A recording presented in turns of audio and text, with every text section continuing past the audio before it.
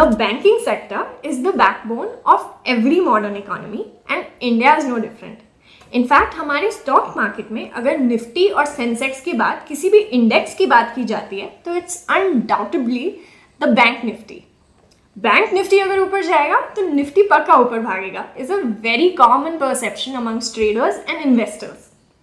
But इस index में हमारे कौन से काम के बैंक्स हैं, हमें कहाँ इन्वेस्ट करना चाहिए, यही है इस एपिसोड का topic.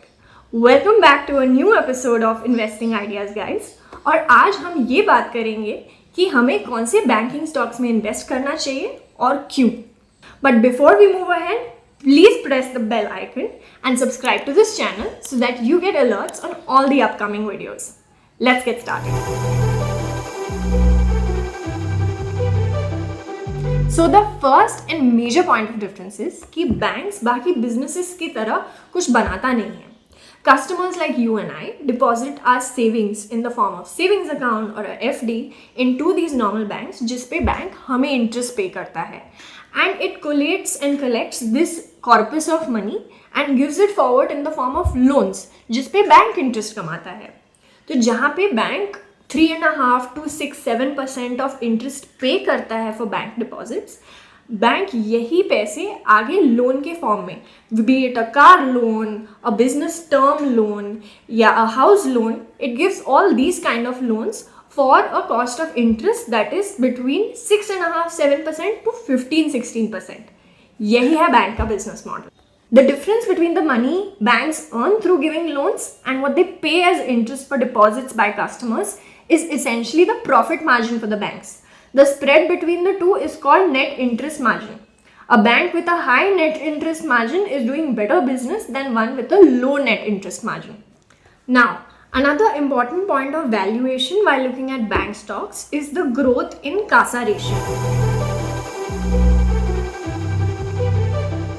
CASA, which is CASA, current accounts and savings account growth, is a very important source of funds for banks.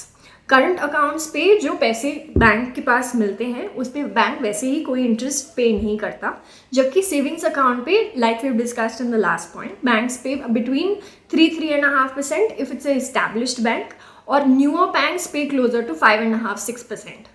So this is a very cheap source of funds for banks which banks use to give out ahead in terms of loans. A high CASA ratio is positive for the bank as it is able to reduce the total borrowing rate and is thus an important metric in analyzing the profitability of a bank. While analyzing bank stocks, we should pay close attention to the CASA ratio since growth in CASA accounts can help with improving net interest margins.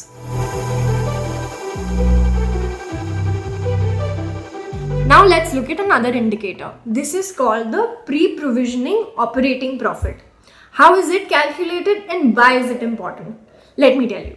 Pre-provisioning operating profit is the amount of income that a bank earns in a given time period before subtracting funds set aside to provide for future bad debts. You can subtract the operating expenses from total operating income to reach the pre-provisioning operating profit. Obviously, higher the pre-provisioning operating profit, the better it is. Now, let's look at another indicator of good banking, which is the capital adequacy ratio. जैसे कि मैंने बोला है कि bank का काम है interest पे लोन देना और वो लोन कलेक्ट करना, बट हमेशा ये दिए हुए लोन्स वापस नहीं आते. They turn into bad loans. But in order for a bank to carry on business efficiently, it has to make sure that it doesn't create too many bad loans that disrupt its business in a way that it becomes insolvent.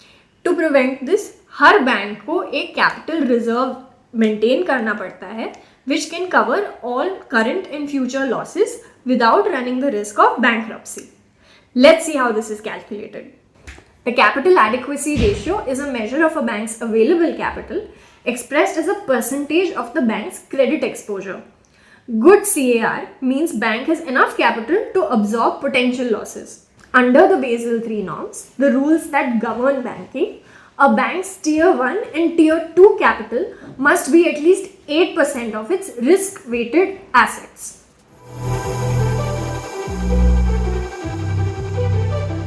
अब provisioning cost पे आते हैं। इसके पिछले वाले point में हमने ये डिस्कस किया है कि बैंक को एक रिजर्व रखना चाहिए for doubtful debts. Provisioning cost is an extension of that.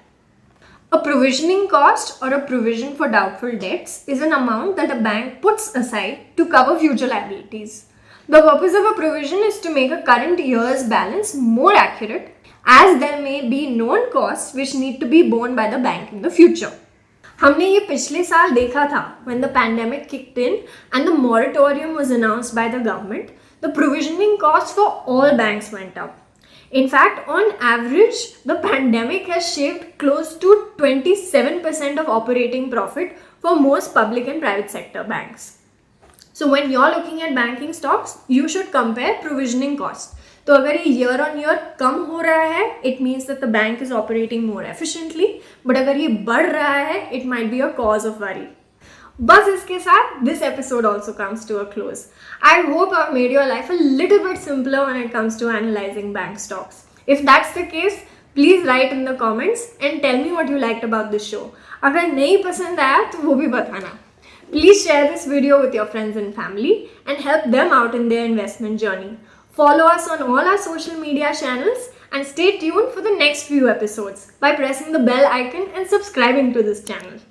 Till next time, stay smart, stay safe, and stay invested. See you soon.